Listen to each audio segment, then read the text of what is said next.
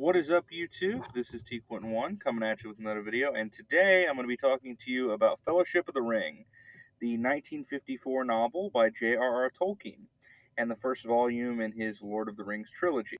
I think an important part of being a critic, even as someone who only does this as a hobby like me, is being upfront about your biases. So let me say that while I love fairy tales and I'm a huge Narnia fan, epic fantasy books have never really been my bag. So many of them just feel totally interchangeable and seem far more focused on world building than on actually bothering to build an emotional connection with the reader. Shannara, The Wheel of Time, the works of Terry Pratchett, they just do nothing for me, and for a long time, Tolkien was top of the list at why I just didn't care for this genre. I thought his style was dry, his prose lore so complicated it made my head spin.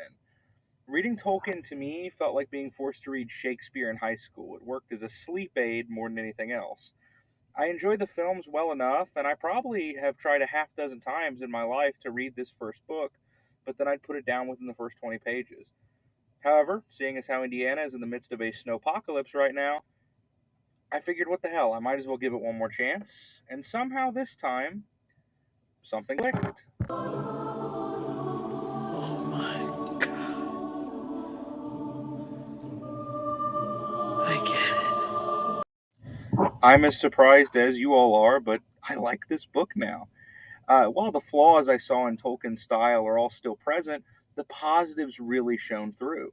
Starting with the character work is very strong here. There's quite a few people on this adventure, and for the most part, they're all pretty distinct and likable.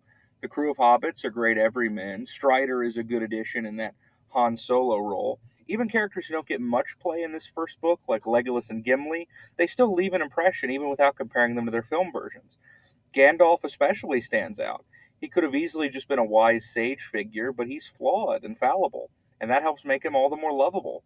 Even minor secondary characters are given clearly defined personalities. One of the things that always used to bother me about this novel was J.R.R. Tolkien's dry academic writing style, but I appreciated it much more on this read through because it really does feel like you're reading a translation of some ancient text from some forgotten culture. And while he's not the most deft writer I've ever read, his style does give the story a real weight to it. I also liked how understated the book was in parts. For example, and I know everybody hates when someone compares a book to a movie, but I can't help it. When the ring wraiths show up in the film, they're really bombastic and over the top, but in the book, it's more like, hey, Frodo, some weird hooded guy was looking for you. There's a slow ratcheting up of tension. The characters slowly realize just how much danger they're in. In the opening quarter of the book, it's an almost Charles Dickens esque cozy little tale, but by the end, it's grim and the stakes are world ending. And the world of Middle Earth is one of the most fully formed settings I've ever read. The history, the culture and languages, the creatures and the magic, it's all fascinating. And unlike a lot of other fantasy novels, the gesturing at the wider fictional world is not empty, but all of it does tie into the greater narrative and what the characters are going through. Now, in terms of stuff I didn't like, even if it is atmospheric, this is not the most excitingly worded novel I've ever read, and I wasn't nearly as enamored with all the songs as Tolkien seems to be. I like most of the ones Tom Bombadil sings, but other than that, I skimmed through them. And the third act could have been trimmed up a bit. There's several stops and starts, and a lot of what seemed like filler.